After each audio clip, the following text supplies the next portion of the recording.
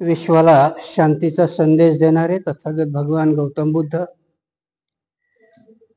बोधिसत्व विश्वरत्न परमपूज्य डॉक्टर बाबासाहेब आंबेडकर, आदरणीय भिक्खू संघ ह्या तीन रत्नाला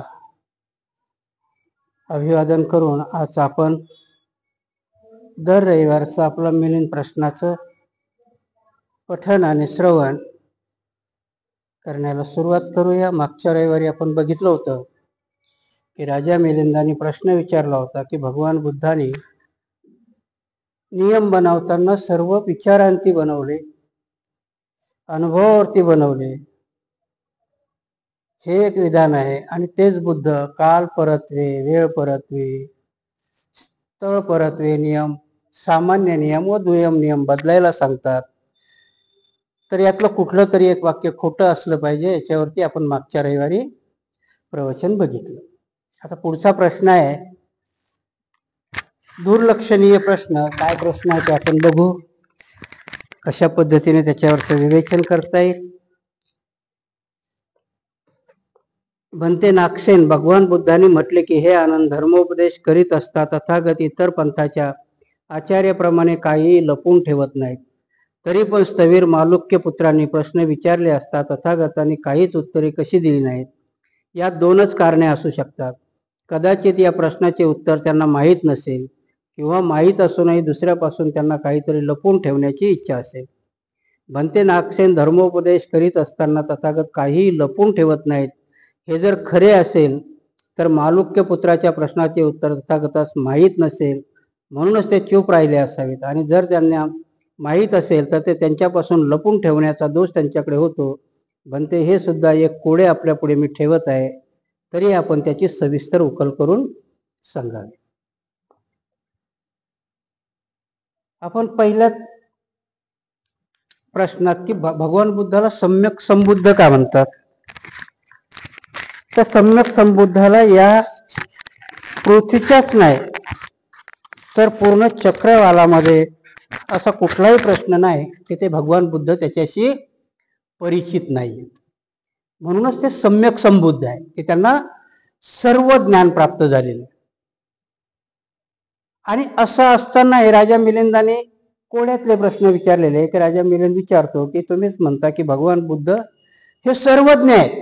असा एकही विषय नाही की जो भगवान बुद्धाच्या परिचयाचा नाही किंवा भगवान बुद्धाला त्याच्यावरती माहिती नाही. परंतु तेच बुद्ध मालक्य पुत्र जेव्हा एका देशनामध्ये, तो मोठं जातक आहे ते मालक्य पुत्र येतो, भगवान बुद्धाला काय प्रश्न विचारतो ते त्याच्यामध्ये नाही जाणार. आपण साध्या याच्यात घेऊ की आनंदाने राजा मिलिंदाने विचारलं की त्या मालक्य पुत्राच्या प्रश्नाला मात्र भगवान बुद्ध उत्तर देत नाही. तर मग तो अर्थ का असा काढतो की दोनच अर्थ असू शकतात, की एक तर बुद्धाला त्याच्याविषयी माहिती नसावी, किंवा बुद्ध तो प्रश्न माहिती असेल तर लपवून ठेवत असावे. आणि तेच बुद्ध आनंदाजवळ सांगतात की मी दुसऱ्याच्या आचार्यासारखं काहीही लपवून ठेवत नाही, धम्मदेशनेमध्ये मी सर्व सांगतो. मग ह्या दोन वाक्यामधला जो फरक आहे, किंवा कुठलं ना कुठलं तरी एक वाक्य खोटं असलं पाहिजे. एक तर बुद्धाला त्याच्याविषयी ज्ञान नसलं पाहिजे. आणि जर तुम्ही म्हणता बुद्ध सर्वज्ञ आहेत, तर मग मात्र बुद्धाला माहिती असूनही बुद्ध ती गोष्ट लपवून ठेवण्याचा प्रयत्न करताय.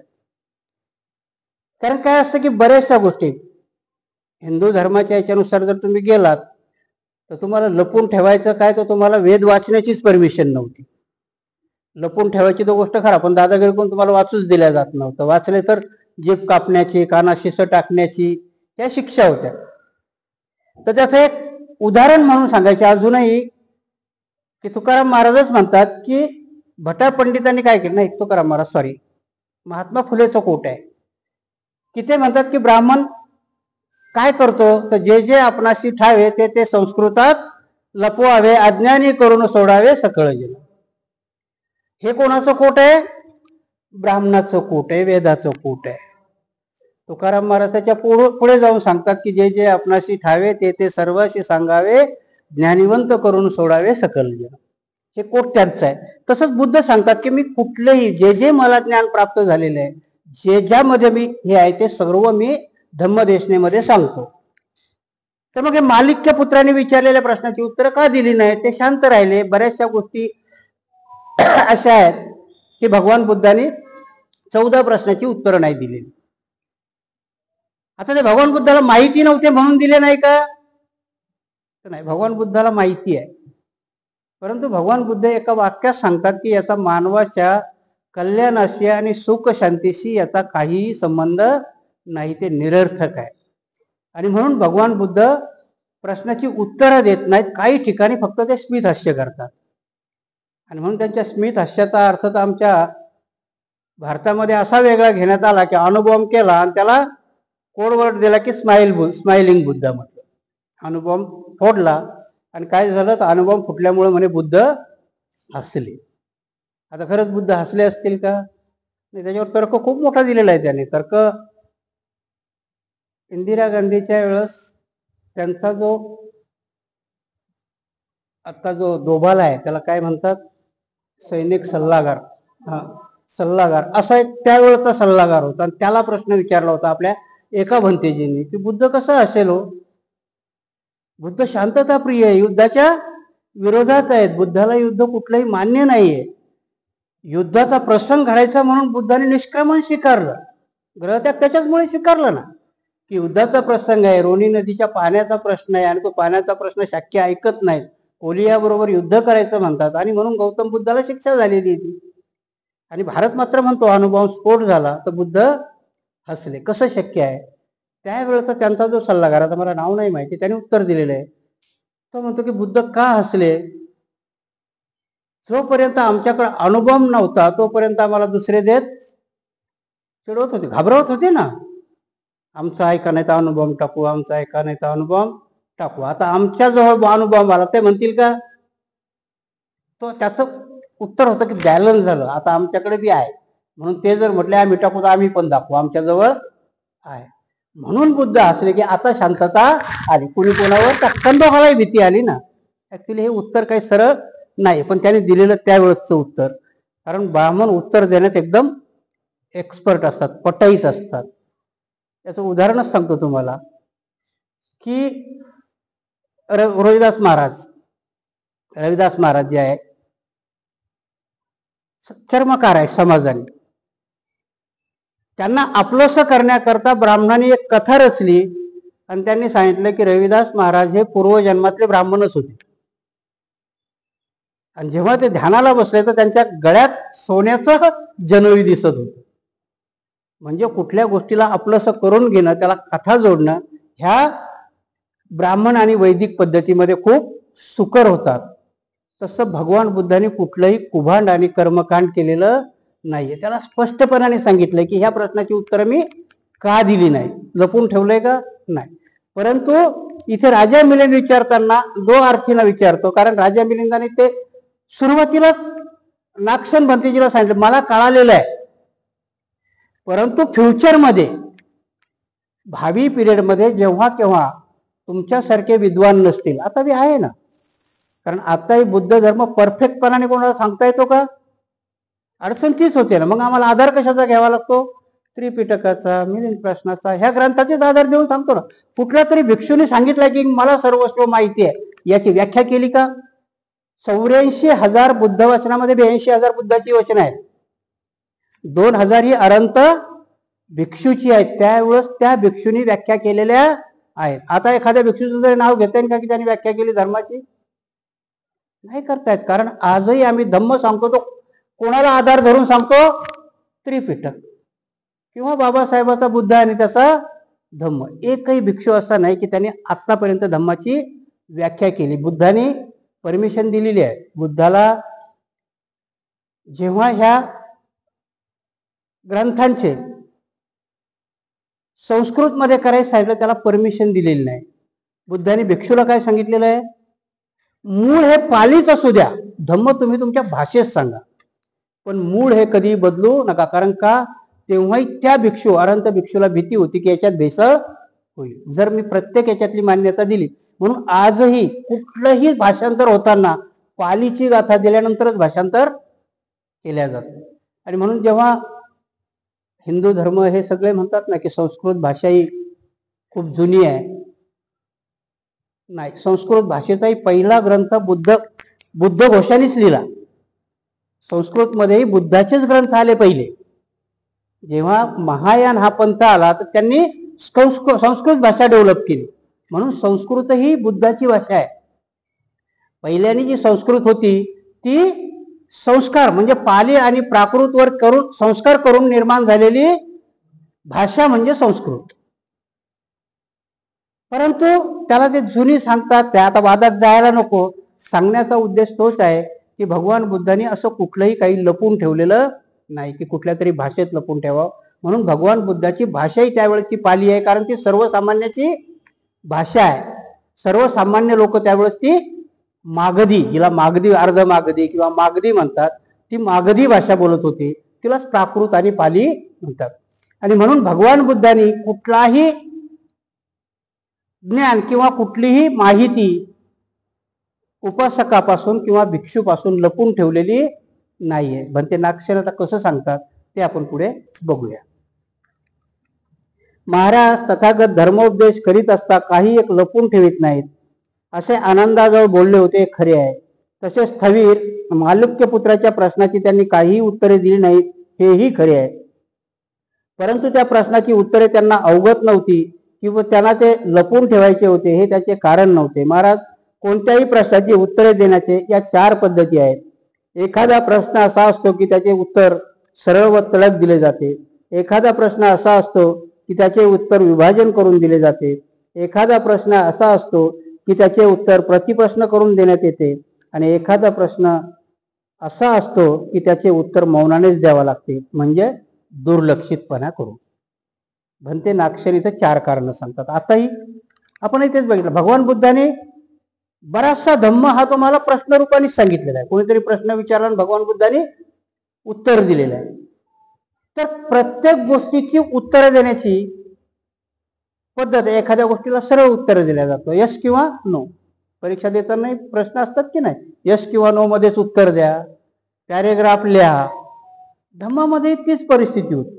आता काही काही माणसाचं, आम्ही कॉलेजला होतो तेव्हा एक पोरगा होता, तो सरळ उत्तर द्यायचाच नाही. तुम्ही त्याला विचारायला गेलं की तो नेमकं आपल्याला असं वाटेल की बाबा आता हा यस किंवा नो उत्तर देईल, पण तो काही तसं उत्तर द्यायचा नाही. मग आमच्यात पैज पडली होती की याच्याकडून सरळ उत्तर जो कोणी घेईल त्याला आम्ही पार्टी देऊ. ती पैज मी स्वीकारली, कारण पहिल्यापासून मी थोडासा आतरंगीच होतो. प्रयोग करायला मला पहिल्यापासून आवडत होते. आमच्या मित्रातले आणि तो कोणात मिसळायचाही नाही. तो त्याचा अभ्यास, कविताही करायचा चांगला, पण त्याला तुम्ही काही विचारलं त्याचं सरळ उत्तर काही तो द्यायचा नाही. मी ती पैज स्वीकारली. म्हटलं काय, जाऊन विचारेल त्याला, चहा प्यायला चल, हो म्हणेल नाही तर नाही म्हणेल, सरळ उत्तर येईल ना. मी मनात ठरवून ठेवलं आणि गेलो त्याच्याकडं. त्याच्या खांद्यावर आठवलं, मित्रा म्हटलं चल चहा प्यायला जाऊ. तो म्हणतो का, सरळ उत्तर होतं का. म्हणून काही काही माणसाचे उत्तर कशी असतात, सरळ असतात, ती वाकडी जाऊन असतात. इथेही नागसेन भंतेजी तीच सांगतात की काही प्रश्नाचं उत्तर सरळ येतं, तुम्ही विचारलं की ते उत्तर सरळ येणार, पण काही प्रश्नाची उत्तरं सरळ येत नाही, तर काही प्रश्नाची उत्तरं विश्लेषण करून येतात. एखाद्या गोष्टीवरती तुम्हाला सांगायचं तर ते येस और नो मध्ये सांगता येईल का तुम्हाला, त्याचं विश्लेषण करून सांगावं लागेल. धर्माच्या बाबतीतही तुम्हाला येस और नो मध्ये उत्तरं नाही देता येणार, त्याचं विश्लेषण करून सांगावं लागेल. तर काही प्रश्न असे असतात की ते फोडून सांगावं लागतील. 2 गोष्टी असतात ना.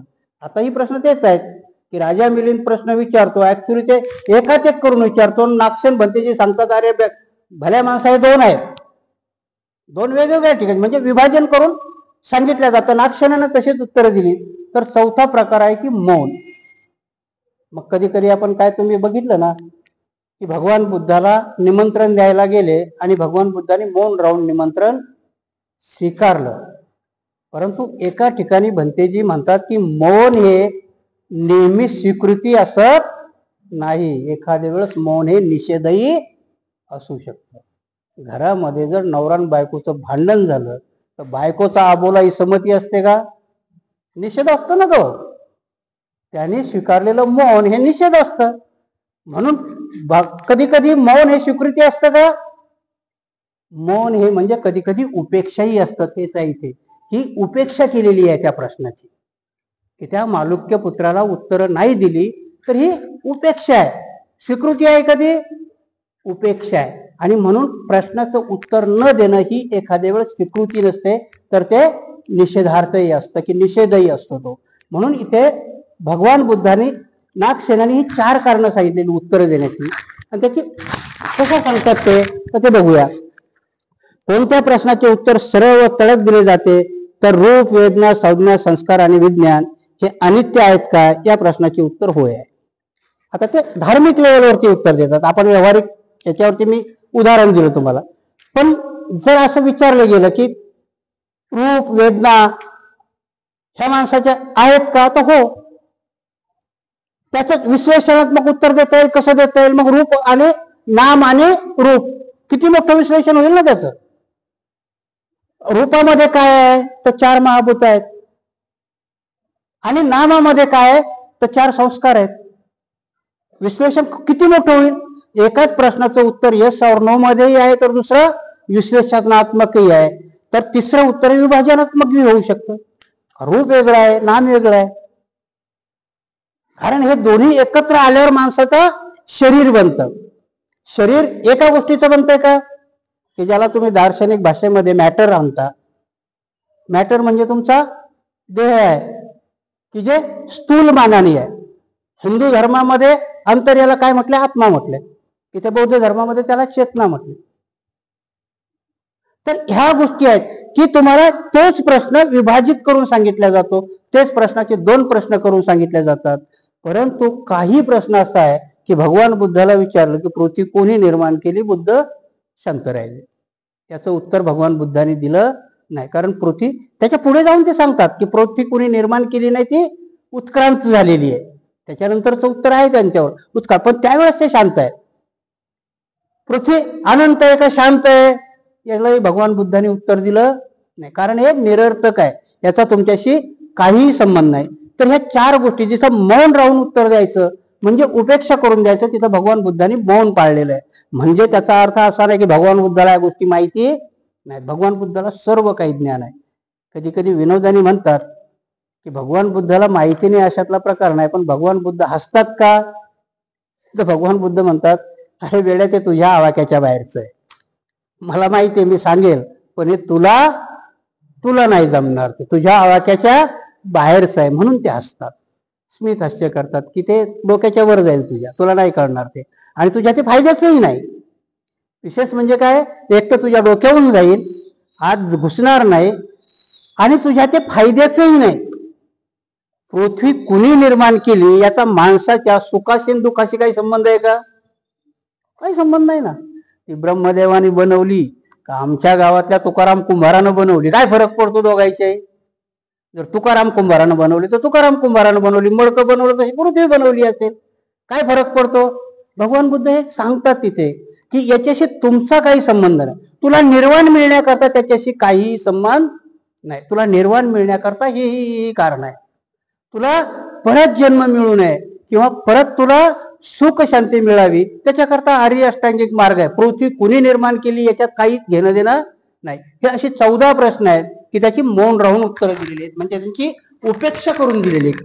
ती नागसेन बनतेजी सांगतात की सगळ्याच प्रश्नाची उत्तरं देण्यामध्ये भगवान बुद्धाला काही स्वारस्य नव्हतं. कारण माणसाच्या हिताची आणि माणसाच्या सुखाची जी गोष्ट आहे ती भगवंतांनी सांगितली. पण भगवंत सर्व ज्ञानी होते, त्यांना अशी एकही गोष्ट नव्हती की ती त्यांना माहिती नव्हती. म्हणजे दोन्ही प्रश्न तिथे खरे आहेत की ते सर्वज्ञही होते, आणि त्यांनी माल्यक्य पुत्राला का उत्तर दिली नाही, तर ती प्रश्न उत्तर देण्याच्या लायकीची नव्हती, उपेक्षा करण्याच्या लायकीची होती.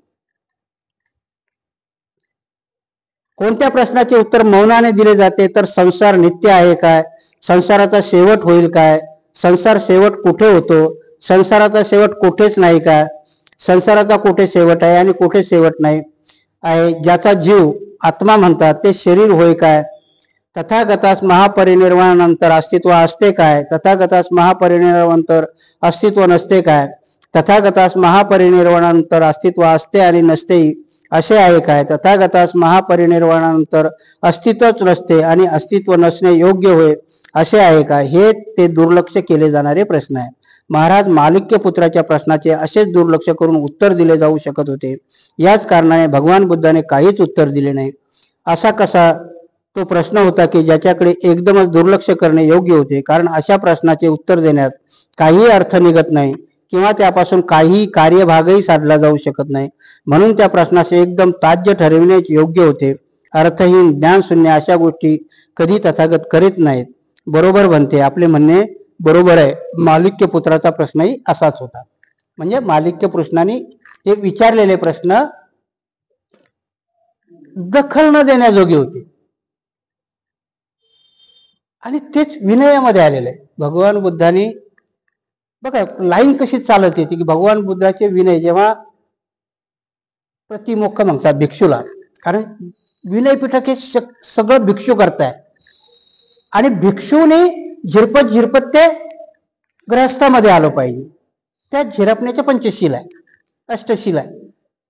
तर जेव्हा भिक्षूचा प्रतिमोक्ष असायचा की प्रत्येक अष्टमीला किंवा अमावस्याला किंवा पौर्णिमेला ज्या ठिकाणी भिक्षू राहत असतील त्या प्रत्येक वेळेला भिक्षूंनी आपणहून आपले जर काही तुमच्या हातून अपराध झाला असेल तर तो कबूल केला पाहिजे.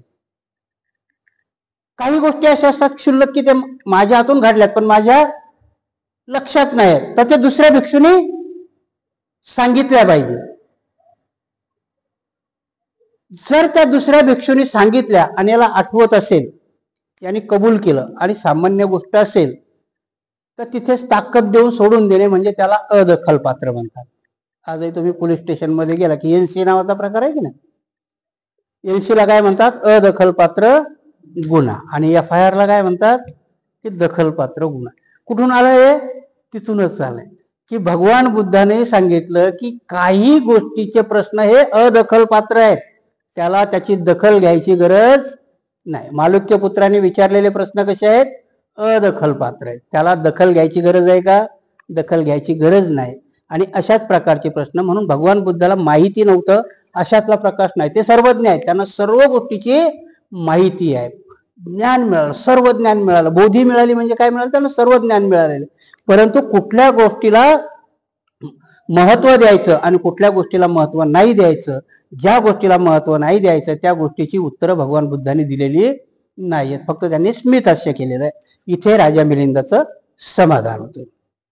तर दुसरा प्रश्न आहे, भंते नागसेन, भगवान बुद्धाने सांगितले आहे की सर्व लोक शिक्षेला घाबरतात, सर्वजण मृत्यूपुढे भयभीत होतात. याशिवाय असेही म्हणाले की अर्थ झालेले लोक भीतीच्या पुढे गेलेले असतात. भंते अर्थ लोक शिक्षेला घाबरत नाही काय? आणि काय हो, दुर्गतीच्या नरकात पडून यातना भोगणारे जीव मृत्यू समयी त्या दुर्दशेतून सुटका करून घेण्यासाठी देखील घाबरतात काय? भंते सर्व लोक शिक्षेला घाबरतात, सर्वजण मृत्यूकडे भयभीत होतात, असे जर भगवान बुद्धांनी खरोखर सांगितले असेल तर अहर्त लोक भीतीच्याही पुढे गेलेले असतात, हे विधान खोटे ठरते. आणि जर अहर्त लोक भीतीच्या पलीकडे गेलेले असल्यामुळे ते शिक्षेला घाबरत नाही हे विधान खरे मानावे, तर सर्व लोक शिक्षेला घाबरतात, सर्वजण मृत्यूपुढे भयभीत होतात या विधानात काही तथ्य उरत नाही. भंते हे सुद्धा एक कोडे आपण सोडून द्याल म्हणून आपणास विचारित आहे. बघा आता हा दुसरा प्रश्न काय, मला वाटतं बुद्ध आणि त्याचा धम्म हा ग्रंथ वाचतानाही थोडंसं विश्लेषण त्याच्यामध्ये आलेलं आहे. आजही आपण इथं बसलेले सगळेजण आहे, मृत्यूला सगळेजण घाबरतात की नाही? असं एकही माणूस नाही सापडणार की तो मृत्यूला घाबरत नाही. भगवान बुद्ध म्हणतात की सर्व प्राणी, सर्व माणसं मृत्यूला घाबरतात. पण भगवान बुद्ध त्याच्याही पुढे जाऊन म्हणतात की अहर्त झालेला माणूस, निब्बाणाला गेलेला माणूस, निर्वाण प्राप्त झालेला माणूस कशालाही घाबरत नाही. राजा मिलिंदाचा हाच प्रश्न आहे की मग कुठलं तरी एक वाक्य कुठं आहे की सर्व प्राणी म्हटले त्याच्यात अनंतही आले ना. जर समजा की भगवान बुद्ध म्हणतात की सर्वच लोक मृत्यूला घाबरतात, तर सर्व म्हटल्यावर त्याच्यात अनंतही आले, प्राणीही आले. जर हे वाक्य खरं मानलं तर मग लगेच भगवंत म्हणतात की ज्याला निब्बाण मिळालंय तो कशाच्याही सर्वांच्या पलीकडे गेलेला असतो ना तो. सगळ्या तृष्णेच्या पलीकडे गेलेला असतो, म्हणून त्याला सुखाची आसक्ती नसते आणि दुःखाची आसक्ती नसते. आणि मृत्यू कशात आहे? मृत्यू हे एक दुःख आहे ना. अनंत हे दुःखाच्या पलीकडे गेलेले असतात. आणि राजा मिलिंदांनी हे दोन कोड्याचे प्रश्न विचारलेले. आता आपण जर लक्षात घेतलं असेल की ऍक्च्युली दोन प्रश्न असतात हे, परंतु दोन प्रश्न, मेंढक म्हणजे गुंतागुंत, एकात एक गुंतवलेले हे प्रश्न आहेत आणि म्हणून बनते अक्षर. आता जर आपण म्हटलं की मग ह्या मिलिंद प्रश्नाचं औचित्य आजच्या दुनियेत काय? आपण अध्यात्म आणि व्यवहार याची जर सांगड घातली, यालाच प्रज्ञा म्हटलंय. भगवान बुद्ध प्रज्ञा कशाला म्हणतात? की तुम्हाला आध्यात्मिक दृष्टी आणि व्यवहार याची सांगड घालता आली पाहिजे आणि त्या प्रज्ञेने आध्यात्मिक जीवनामध्ये काय भलबुर आहे आणि व्यवहारिक जीवनात काय भलबुर आहे ही समजण्याची जेव्हा कुवत तुमच्यात येते त्याला प्रज्ञा म्हणतात. सगळे प्रज्ञावान आहोत का मग आम्ही? नाही आहे ना. कारण आम्हाला अध्यात्मही कळत नाही, व्यवहारही कळत नाही. अध्यात्माची आणि व्यवहाराची आम्ही सरमिसळ करून टाकतो. म्हणून आम्ही अध्यात्मामध्ये पानाती पाता वेर म्हणे आणि व्यवहारामध्ये पानाती पाता वेर म्हणे दोन्ही एकत्रच करतो आणि मग आमची गोची होती. अध्यात्मामध्ये पानाती पाता वेर म्हणे भगवान बुद्ध म्हणतात काया वाचा मनानी. कशाने? काया वाचा मनानेही तुम्ही मनात जरी आणलं की ह्या माणसाचा मी खून करीन तर ती हत्या झाली. हे अध्यात्म सांगतो. व्यवहार काय सांगतो? तुम्ही किती मनात आणलं, भांडणात म्हणतो की नाही तुला बघून घेतो, तुझा काटाच काढतो म्हणतात की नाही. कायदा सांगतो की तुम्हाला याला 302 लावा म्हणून. म्हणजे अध्यात्म आणि व्यवहार याची सांगड घालता येते का? नाही घालता येत. अध्यात्मामध्ये मनात आणलं तरी तो गुन्हा आहे. अध्यात्म काय सांगतं की तू मनात जरी आणलं की याच्या घरची ही वस्तू मी चोरणार आहे, नाही चोरली तरी अध्यात्म सांगतं की तो गुन्हा घडला. व्यवहारामध्ये तुमच्या लाख मनात आलंय पण ती वस्तू त्याच्याच घरात आहे आणि त्या माणसाने सांगितलं की हा बोलला होता मी ही चोरून नेणार आहे, गुन्हा घडतो का? नाही घडत. म्हणून याची सांगड घालता आली पाहिजे आम्हाला. इथे तो तसाच प्रश्न आहे की मृत्यूचा भय कोणाला वाटतंय? सर्वांना वाटतंय. भगवान बुद्ध अनंत म्हणतात याच्या पलीकडे गेलेले आहेत. त्याच्यानंतरचा परत त्यांचा कुचकट प्रश्न आहे. आता मला सांगा, कुणीतरी अनुभवलंय का की इथं मरताना काय होतंय म्हणून?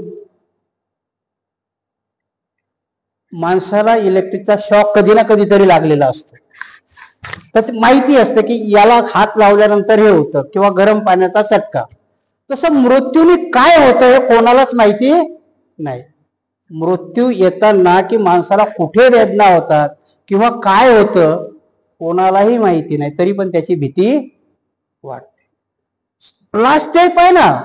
कधी कधी आपणही म्हणतो ना, करून करून काय करणार आहेस तू, जीव घेशील. याच्या पुढे नाहीच आहे ना. याच्या पुढे भीती आहे का? पण तरीही माणूस माहिती नसलेला, म्हणून त्याला म्हणतात की भीती कशाची वाटते माणसाला? तर अदृश्याची जास्त भीती वाटते. भूत कधी पाहिलंय का? पण भीती भूताची वाटते अंधारात. तर तो भाग वेगळा. प्रेत योनी सांगितले याच्यामध्ये नाही असं नाही, प्रेत योनी पण ती वेगळी आहे. तुम्ही जर बुद्ध धर्माला का प्रचारात आणता आलं नाही? तुम्ही कधी ह्या गोष्टी ऐकल्यात का की कुठेतरी धन असलं की त्या धनावर नाग असतो? ऐकलंय का कधी? काय असेल याच्या पाठीमागची कथा? तुम्ही नागवंशीय होता आणि नागवंशीय मूळचे राजे होते आणि म्हणून जेव्हा केव्हा ह्या प्रतिक्रांतीमध्ये विनाश झाला ना, नागवंशीयाचा विनाश झाला, परंतु त्या नागवंशीयाच्या धनाचा शोध तुमच्या पूर्वजांनी लावू नये म्हणून त्या व्यवस्थेने अशी व्यवस्था केली की त्या गडीमध्ये गेला तर त्या धनावरती नाग बसलेला आहे, तुम्ही शोधू नये म्हणून. आणि पिंपळाच्या झाडावरती भूत असतं हे सांगितले का? कारण त्या झाडाच्या सानिध्यात तुम्ही जाऊ नये. कारण त्यावेळेची भिक्षू किंवा त्यावेळेची कुठे राहायची? जंगलात राहायची ना, तपश्चर्या करायची, जंगलात राहायची. आणि म्हणून त्यांच्यापर्यंत तुम्ही जाऊ नये म्हणून भूताची संकल्पना. सांगण्याचा उद्देश काय मला, की भीती नावाचा प्रकार माणसाच्या मनामध्ये कसा आणला जातो. भीती हा एक प्रकार आहे आणि म्हणून अरहंत याच्या पलीकडे आहे. अरहंत भीती कशापोटी, काही गोष्टी कशाच्या, भीती कशाची, लास्ट भीती काय, मरणाची. की जर मी तिथं गेलो, पडून वाघ आला मला खाईल, मी शेवटचा पर्याय मरणारच आहे ना. अरहंत, मी मागे तुम्हाला एका भिक्षूची कथा सांगितली होती की नाही, की त्यांना कॅन्सर झाला होता पण त्यांना माहिती नव्हतं. जेव्हा निदान झालं तेव्हा डॉक्टरांनी सांगितलं तुम्ही 6 महिन्यात मरणार आहे. ते म्हणते म्हणे माहिती आहे मला, मी 6 महिन्यांनी मरणार आहे हे मला माहिती आहे, पण तुम्हाला कॅन्सर झालाय, ब्लडर कॅन्सर झालाय. मग ते हसायला लागले जोर जोराने. हेच माहिती नव्हतं म्हणे मला की मी कशाने मरणार, म्हणजे भीतीच्या पलीकडे आहे. मरणार हे मला माहिती आहे पण मी कशाने मरणार आहे हे माहिती नव्हतं. आता माहिती झालं. म्हणजे भीती होती का ती. सारीपुत्त भगवान बुद्धाजवळ येतात, नुसतं भगवान बुद्धालाच माहिती नाही आपलं निर्वाण. भगवान बुद्धाजवळ येऊन ते निर्वाणाची परमिशन घेतात, मला माझ्या गावात जाऊन निर्वाण घ्यायचं. म्हणजे सारीपुत्तालाही माहिती आहे मी कधी मरणार आहे. भीती होती का. मग इथे नागसेन बनतेजी सांगतात की अरे भल्या माणसा, या 2 गोष्टी आहे की प्रत्येकाला मरणाची भीती वाटते. हे सामान्य लोकांकरता वापरलेलं भगवान बुद्धाचं वाक्य आहे. अरहंताला कसे, कारण ते त्याच्या पलीकडे आहे. भीती का वाटते माणसाला. एक डोक्यात तुमच्या घातलेलं आहे ना, नरक आणि स्वर्ग. बुद्धामध्ये गती आणि सद्गती सांगितली की नाही, की सद्गती होईल किंवा दुर्गती होईल. मरताना अशांत का असतो माणूस, कोणालाही बुद्धांनी सांगितलं का असतो अशांत माणूस, कारण त्याने आपल्या क्लेशाला जिंकलेलं नसतं म्हणून तो अशांत असतो आणि म्हणून पुढचा जन्म घेतो. अरहंत सर्व जिंकलेलं असतं त्यांना सुखाशीही घेणं नसतं आणि दुखाशीही घेणं नसतं म्हणून ते मरतानाही शांत असतात. म्हणून ते फक्त श्वास बघतात, संपला. आपण बघतो का, अशांत असतो त्यावेळेस माणूस. मी विनोदाने मागे एक उदाहरण सांगितलं होतं तुम्हाला, की मरणाऱ्या माणसाला तो बघतो, खूप मोठी प्रॉपर्टी आहे त्याच्याकडे, पण ती कुठे लपवली पोरांना माहिती नाही आणि ते म्हातारं मारायला लागले. ते 4ही पोरं म्हणतात की बापाजवळ संपत्ती तर भरपूर आहे पण यांनी कुठे लपवून ठेवली माहिती नाही. डॉक्टरला बोलून आणतात तर ते म्हातारं वावा के म्हणत असतं. त्यांना वाटतं काहीतरी सांगतं चाबी कुठेतरी ठेवली म्हणून. डॉक्टरला बोलून आणतात आणि म्हणतात अर्धा तास तरी जगवा.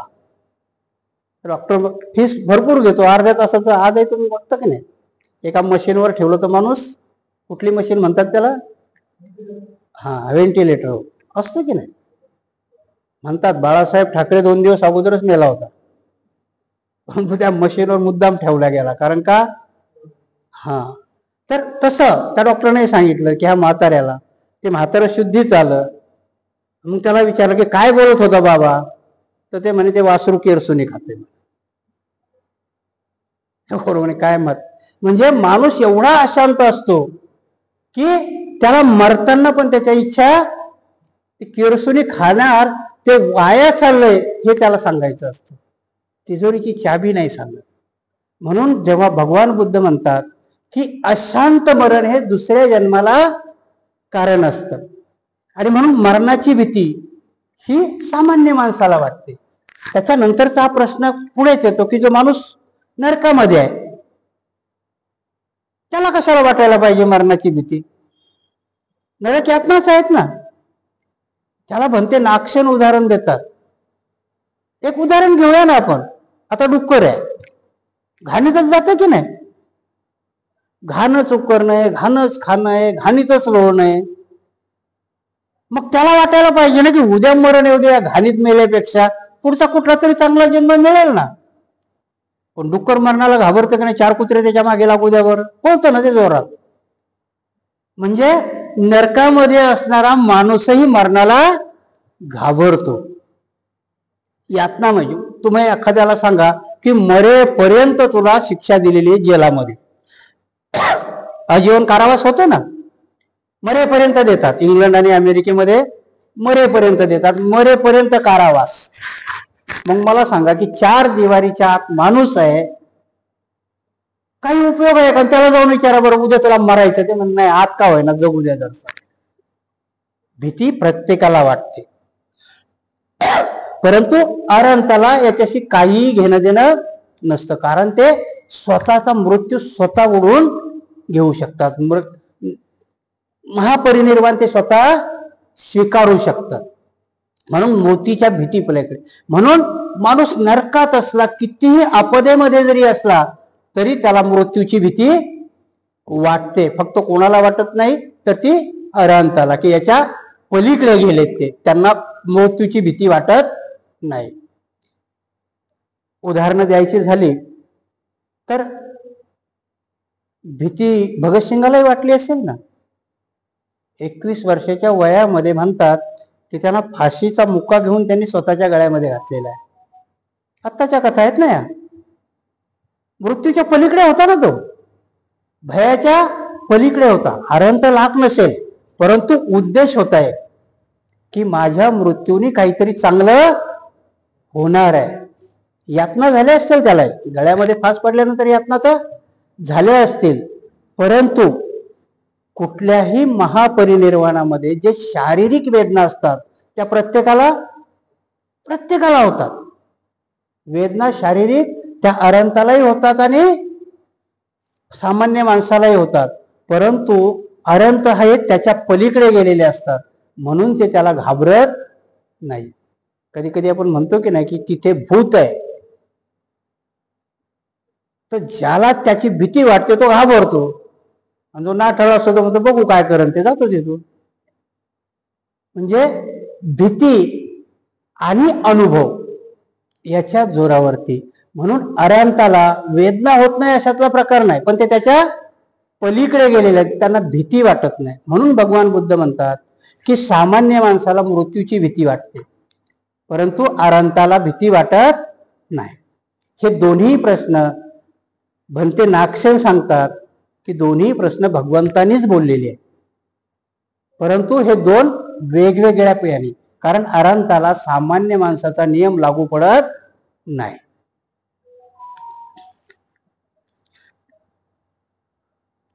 त्याची उदाहरणं देताना आता बरेच देतात की महाराज समजा कुणी एका राजाचे फार उंच पदावर असलेले 4 अधिकारी अत्यंत निष्ठावान, सुप्रसिद्ध, विश्वासू आणि दक्ष आहेत. त्यावेळी राजामध्ये एखादी आणीबाणीची परिस्थिती आली असता सर्व लोकांना उद्देशून राजाने असे फरमान काढले की आता सर्व लोकांनी ताबडतोब कर भरला पाहिजे, आणि या कामी पाहणी करण्यासाठी त्या सर्व अधिकाऱ्यांना नियुक्त केले. महाराज आता तुम्हीच सांगा की अशा आणीबाणीच्या काळात एक विशेष प्रकारचा कर भरावा लागणार असल्यामुळे ते अधिकारी भयभीत होतील काय?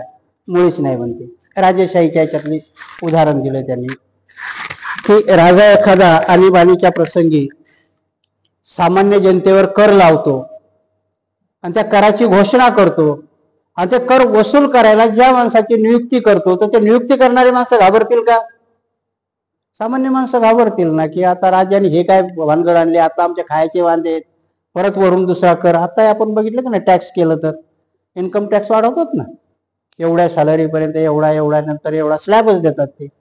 मग कधी कधी मग आम्ही सामान्य लोक 31 मार्चची वाट कशा करता बघतात नोकरदार, आम्हाला काही त्याच्यामध्ये रिबेट मिळतोय का नाही, आहे की नाही. आता स्लॅब कुठला 7 लाखापर्यंत दिला ना, मला वाटते 7 लाखापर्यंत इन्कम टॅक्स नाही.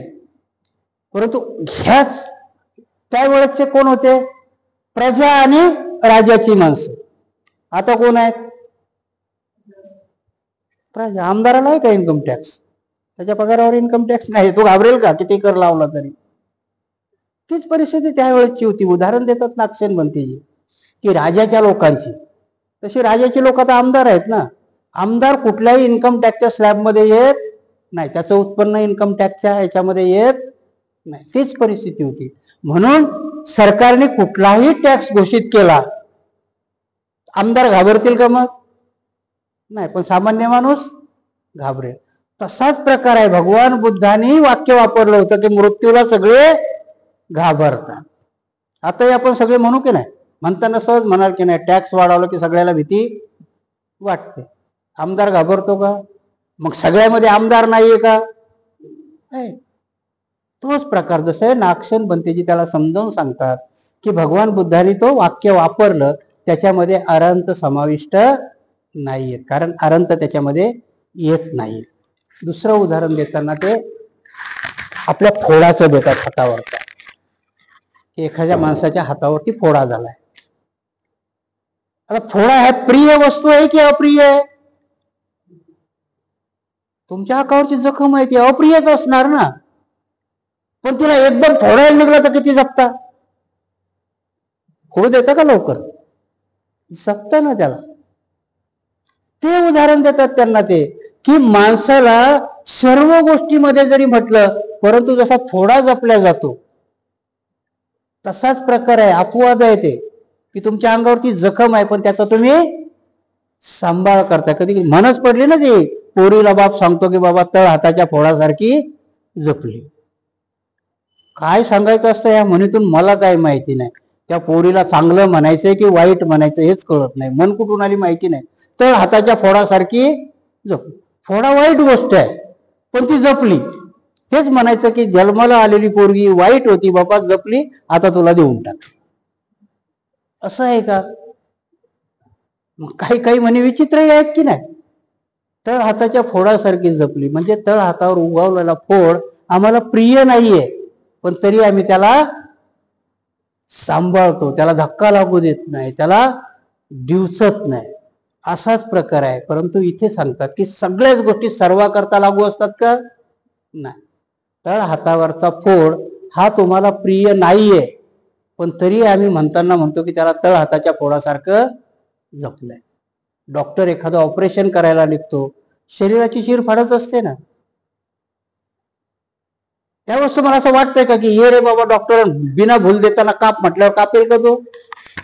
कारण ह्या सर्व ज्या गोष्टी आहेत, भंते नागसेन सांगतात की ह्या दोन वेगवेगळ्या परिप्रेक्षमध्ये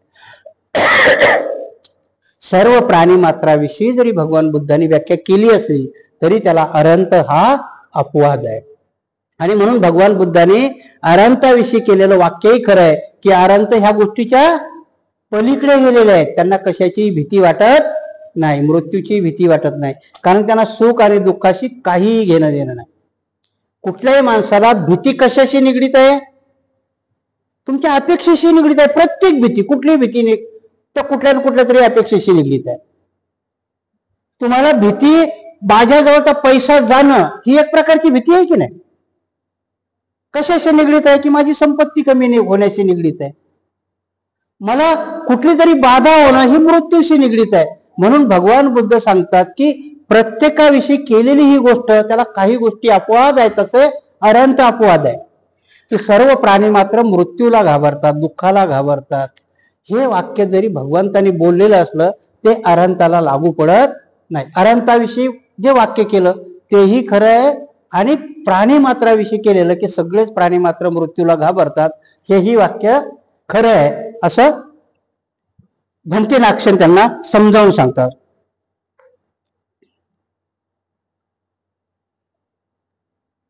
महाराज येथे सर्व लोक या शब्द योजनेत गावातील शहाणी घर प्रमुख लोक असाच याचा अर्थ आहे. म्हणजे जे हेच लोक येथे येतात, एवढे लोक माझ्या गावात आहेत असे वाटून जहागीरदाराचे समाधान होते.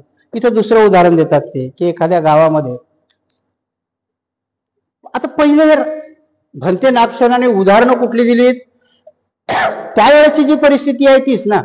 राजा लोकांना जहागीरदार असायचे. आताच्या परिप्रेक्षमध्ये काय देता येईल की एखाद्या गावातला जहागीरदार आहे, तेव्हा तो गावात दौंडी देऊन कोणाला लोकांना बोलवायचं ना सांगायला. आता ग्रामपंचायत आहे.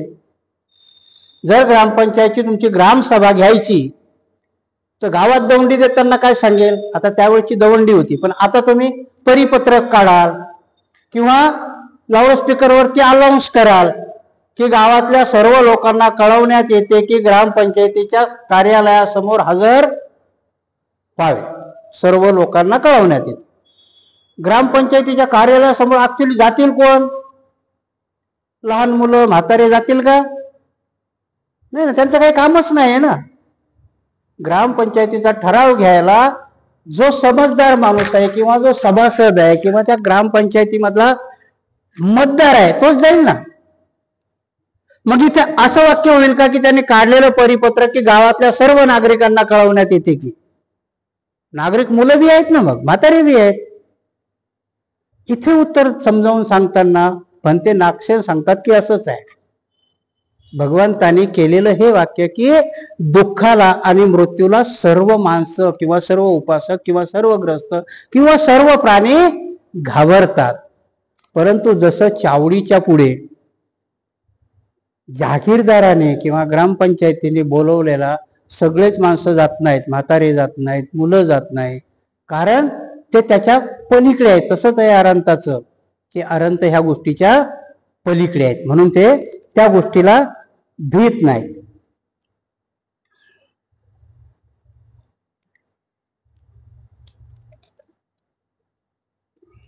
महाराज कोणतेही विधान त्या अर्थश्रेणीत विभाजन करण्याचे 5 प्रकार आहेत. ते जसे परस्परातील संबंध पाहावेत, बोलण्यातील रुची पाहावी, सांगणाऱ्याच्या आचार्याची परंपरा पाहावी, सांगण्याचा उद्देश काय तो समजून घ्यावा आणि त्या विधानाचा आधार पाहावा. इथे सांगतात की जर तुम्हाला कुठल्याही गोष्टीचा किंवा कुठल्याही वाक्याचा अर्थ समजावायचा असेल तर 5 गोष्टी सांगतात की ह्या 5 गोष्टीचा संबंध तिथे येतो की नाही. आता समजा मी तुम्हाला प्रवचन देतोय. आता मी जर हे प्रवचन देत असताना विषय काय आहे तर मिलिंद प्रश्न आहे. मिलिंद प्रश्नाच्या परिप्रेक्षीमध्येच मी तुम्हाला सांगितलं की तळ हाताच्या फोडाप्रमाणे जमलं. हेच उदाहरण दुसऱ्या कुठल्या तरी कारणात पण लागू शकतं की नाही. आता मी तुम्हाला मिलिंद प्रश्न म्हणून इथे सांगितलं 5 प्रश्नापैकी पहिलं की त्याचा परस्पर संबंध काय त्या वाक्याचा. भगवान बुद्धाने सर्वच प्राणी दुःखाला घाबरतात हे धम्मदेशनेमध्ये सांगितलं असेल की नाही. पुढे बसलेले कोण आहेत. आता मी मिलिंद प्रश्न समजावून देता तर पुढे बसलेले तुम्ही आहेत, त्याच्या पुढे जाऊन ऐकणारे कोण आहेत. उपासक. याच्यात आरंत आहेत का. आणि तो आरंत माझं कीर्तन नाही ऐकणार, कारण तो त्याच्या पलीकडे गेलेला आहे ना. तसंच आहे की पहिलं बघितलं पाहिजे की ते वाक्य कुठल्या संबंधाने वापरलेलं आहे. बघा किती पुढची गोष्ट आहे व्याकरणिक दृष्ट्या. त्या जमान्यात नागसेन बनतेची आता हे सगळे परस्पर संबंध म्हणजे व्याकरण दृष्टीच आहे की नाही. त्यावेळेस राजा मिलिंदाला बनते नागसेन सांगतात की 5 गोष्टीने त्या वाक्याचा अर्थ काढला पाहिजे. तर पहिली गोष्ट ते सांगतात की परस्पर संबंध पाहावा. त्या वाक्याचा परस्पर संबंध काय आहे. की पहिलं वाक्य त्यांनी जे वापरलं की सगळे प्राणी घाबरतात, बरोबर आहे. दुसरं वाक्य काय की अरंत लोक घाबरत नाही. मग याचा परस्पर संबंध आहे का काही. काहीच नाही. एक वाक्य देशनेमध्ये समोरच्याला उद्देशून वापरलेलं आहे आणि दुसरं वाक्य आनंदाजवळ त्यांनी अरंताकरता वापरलेलं आहे. याचा परस्पर संबंध काही नाहीये. आणि म्हणून त्या गोष्टीची सत्यता पाहायची असेल तर पहिली कसोटी काय आहे की त्याचा परस्पर संबंध पाहिला पाहिजे. आणि परस्पर संबंध जर जुळत नसेल तर मग मात्र ते 2 वाक्य वेगवेगळी आहेत. तर दुसरं कारण काय. बोलण्यातील रुची पाहावी. आता हे ग्रंथ वाचताना सरळ धोपट जर मी वाचत गेलो तर ग्रंथ संपवायला आपल्याला जास्तीत जास्त 10-15 दिवस लागते. का वेळ होतोय. परत उदाहरण देतो. रुची. त्या वाक्यातली रुची काय, आवड काय किंवा सांगण्याचा हेतू काय. जर रुची लक्षात आली. आता इथूनच उदाहरण सांगतो की आपलं हे प्रवचन काही प्रवचन 400 लोक बघतात आणि काही प्रवचन 7,000 लोक बघतात. कारण त्या वाक्यातली रुची आहे. त्या प्रवचनात तुम्हाला रुची आहे. कारण काही गोष्टी आवडणाऱ्या आणि काही गोष्टी ना आवडणाऱ्या आहे. म्हणून भगवान बुद्धांनी तिथे जे वापरलेले वाक्य आहे त्याची रुची कोणाला आहे. अरंताविषयी वापरलेलं वाक्य अरंत रुची घेतील ना त्याच्यामध्ये. तुम्ही मी घेईल का. आणि तुम्हाला मला भीती वाटते. त्याच्यात रुची पडेल का तुम्हाला. भीतीच्या पलीकडे आपण त्याच्यात रुचीच घेणार नाही. कारण आपल्याला साधं अंधारामध्ये मांजरानं उडी मारली तरी आपण डचकतो. भीती वाटते ना. अरंत होईल का. कारण तिथे जर सांगितलं की अरंताला भीती वाटत नाही त्याच्यात आपल्याला काही रुची वाटणार नाही. कारण आपलं मन ठरवेल बाबा रे आता सध्याच काही आपण अरंत होत नाही. त्याच्यात रुची घ्याल का तुम्ही. रुची कशात आहे मग तुम्हाला की प्रत्येक माणूस मरणाला घाबरतो, याच्यामध्ये रुची आहे ना, कारण ते मला रिलेटेड आहे. जे मला रिलेटेड आहे त्याला रुची असते. हे भंते नागसेन कोणाला समजावून सांगतात की जर त्या वाक्याची सत्यता पाहायची असेल 2 वाक्यामधली, तर रुची कशात आहे? तर सामान्य माणसाची रुची भीतीत आहे, अरंताची रुची भीतीत नाही. म्हणून आनंदाला त्यांनी सांगितलं की अरंत कुठल्याही गोष्टीला घाबरत नाही, ते त्याच्या पलीकडे गेलेले आहे, कारण ती रुची आनंदाने घेतलेली आहे. आणि वाक्य जे देशनेमध्ये भगवंत वापरतात की प्रत्येक माणसाला काय, पण प्रत्येक प्राण्यालाही मृत्यूची भीती वाटते, दुःखाची. म्हणजे हे 2 वेगवेगळे, आणि दोन्ही ठिकाणी रुची वेगवेगळी घेतलेली. भगवान बुद्धाची देशना ऐकताना तिथं कुणी प्रश्न विचारलाय का त्यांना? नाही. आनंदाचं 2 वेगवेगळ्या ठिकाणी वापरलेले प्रश्न आहेत, आणि दोन्ही ठिकाणची दोघांनी घेतलेली ती रुची वेगळी आहे. तर तिसरं कारण सांगतात ते सांगणाऱ्याच्या आचार्याची परंपरा पाहावी. म्हणजे वेगवेगळ्या आचार्याच्या परंपरेनुसार वेगवेगळे सिद्धांत आहेत. सांगणाराचा परंपरा आचार्य पाहायला पाहिजे की नाही? कारण हे सांगताना बौद्धाचं सांगताना भगवान बुद्ध वेगळं सांगतील, पण शंकराचार्य सांगताना वेगळं सांगतील. भगवंत सांगताना आर्यंत घाबरत नाही, मृत्यूला आर्यंत घाबरत नाही. शंकराचार्य काय सांगेल? तू देवाची प्रार्थना कर, मृत्यू तुझं काहीच करत नाही, डायरेक्ट स्वर्ग मिळतो. दोन्ही गोष्टी सांगतील की नाही? म्हणजे त्या आचार्याची काय परंपरा आहे ते तर सांगितलं की नाही. तू मला नवस बोल, हे दे, तुझं रिझर्वेशन झालं स्वर्गात. भगवान बुद्ध सांगतात का ते? म्हणून जे सांगणारा आचार्य कोण आहे, ते वाक्य वापरणारा आचार्य कोण आहे, त्याची परंपरा काय. नुसताच आचार्य म्हणून नाही. इथे मी प्रवचन दिलंय तुम्हाला, आता सांगितलंय, पण तुम्हाला माझी परंपरा माहिती आहे का की मी काय करतो? मी भगवान बुद्धाला बुद्ध म्हणण्याची परंपरा काय आहे? तर भगवान बुद्धाने कुठेही ते असंबंध नाहीये की ह्या प्रवचनात एक सांगितलं, दुसऱ्या प्रवचनात एक सांगितलं, तिसऱ्या ठिकाणी एक सांगितलं. असं केलंय का कधी?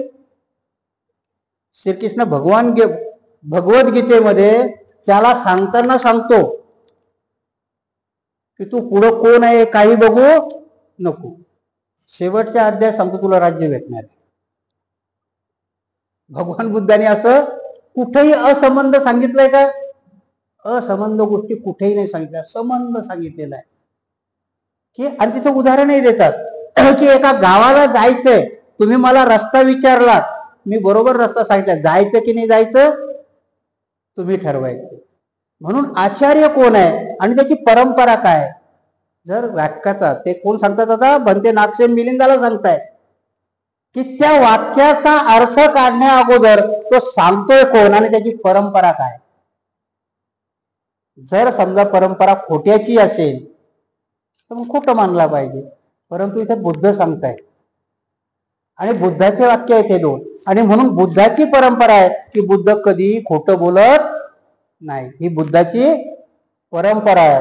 तर तिकडची परंपरा काय? अर्जुनाची खोटं बोलण्याची परंपरा आहे ना कृष्णाची. तुम्हाला महाभारतातला प्रसंग माहित नाही का की हत्तीला मारतात आणि त्या द्रोणाचार्याला सांगतात की अश्वत्थामा मेला. तुम्ही जर महाभारत पाहिलं बी असेल, म्हणजे खोटे बोलण्याची परंपरा कुठे आहे? तिथे आहे. म्हणून इथे सांगतात, राजा मिलिंदाला सांगितलं जातो की नुसता आचार्यच नाही बघायचा, तर त्या आचाराची परंपरा बघायची. म्हणून इथे भगवान बुद्धाची परंपरा काय आहे? सत्यवचन आहे, ते खोटं कधी बोलत नाहीत. म्हणून त्यांनी पहिलंही केलेलं विधान खरं आहे आणि दुसरंही केलेलं विधान खरं आहे, परंतु हे 2 वेगवेगळे असल्यामुळं त्याची भेसळ करू नका. म्हणून वाक्याचा अर्थ जर जाणायचा असेल तर आचार्य, नुसता आचार्यच बघून चालत नाही, तर त्याची परंपरा बघावी लागते आणि मग त्याच्याहून तुम्हाला अर्थ काढता येतो. चौथं, सांगण्याचा उद्देश काय तो समजून घ्यावा. आणि इथे उद्देश, चौथा प्रश्न काय सांगितला त्यांनी? उद्देश काय? भगवान बुद्ध देशना देताना काय उद्देश असेल? सामान्य माणसापुढची देशना आहे ना. उद्देश काय आहे की प्रत्येकाला मृत्यूची भीती वाटते. हे कोणाला उद्देश करतात भगवान? सामान्य माणसाला. उद्देश काय आहे की त्या मृत्यूच्या भीतीपोटी, आणि प्रत्येकाला वाटते. खोटं सांगतात का ते काही? परंतु ती वाटणारी भीती जावे म्हणून धम्म आचरणात आणावा, हा उद्देश आहे. तर भंते लोकांच्या पुढे काय सांगितलं की आरंताला भीती वाटत नाही. तिथे काय उद्देश आहे की भिक्षुनी आरंतपद प्राप्त करण्याकरता प्रयत्न करावा. म्हणून वाक्याचा उद्देश काय, भगवंत कुठल्या उद्देशाने ते वाक्य वापरलंय आणि तो उद्देश जर तुमच्या लक्षात येत असेल तर मग दोन्ही वाक्य तुम्हाला समजायला सोपे जातील, तुम्हाला ते गहन जाणार नाहीत. म्हणून चौथं कारण बघितलं की त्याचा उद्देश काय, ते बोलण्याचा उद्देश काय. तर पाचवं कारण आहे त्या विधानाचा आधार पाहावा, म्हणजे वरील चारही बाबी ध्यानात येतात. वरच्या चारही गोष्टी जर लक्षात आणायच्या असतील तर त्याचा आधार काय, कुठल्याही गोष्टीला आधार लागतो की नाही, बिना आधाराचं कुठलंही वाक्य होऊ शकत नाही. म्हणून निराधार गोष्टीला मालक नसतो. भगवान बुद्धांनी सांगितलं की माझ्या सगळ्या गोष्टीला धम्म हा आधार आहे. धम्माच्या आधारावरती ज्या ज्या गोष्टी उभ्या राहतील त्या त्या गोष्टी स्वीकारल्या पाहिजे, त्या त्या गोष्टी सत्य आहे. म्हणून भगवान बुद्धाचे 82,000 वचन कधी खोटे ठरवता आले नाही. आजही पंत भरपूर झाले. म्हणून तुमचं त्रिपिटक, महायानाचं त्रिपिटक आणि हिनायानाचं त्रिपिटक वेगळं होत, वाक्य वेगळे होतील, काही होतील पण अर्थ एकच असतात. आणि म्हणून भगवान बुद्धांनी वापरलेले दोन्ही वाक्य सत्य आहेत. भंते नागसेन सांगतात की जेव्हा वेगवेगळी उदाहरणं देऊन सांगतात तेव्हा ही 4 परिप्रेक्ष्य किंवा 5 परिप्रेक्ष्यमध्ये भगवान बुद्धांनी वापरलेली वाक्य ही खरी आहे आणि याच्यामध्ये कुठलीही भेसळ करू नका. 2 ठिकाणचे 2 वाक्य वापरलेली ही गोष्ट तुम्हाला समजली पाहिजे. आणि म्हणून भगवान बुद्धाचं कुठलंही वचन कधीही खोटं ठरत नाहीये. आणि इथे राजा मिलिंदाचं समाधान होतंय. आजचा प्रश्न आपण आज इथे संपूया. राजा मिलिंदाचं जसं समाधान झालं तसं तुमचंही समाधान झालं असेल असं गृहीत धरून मी आजची देशना इथेच थांबवतो.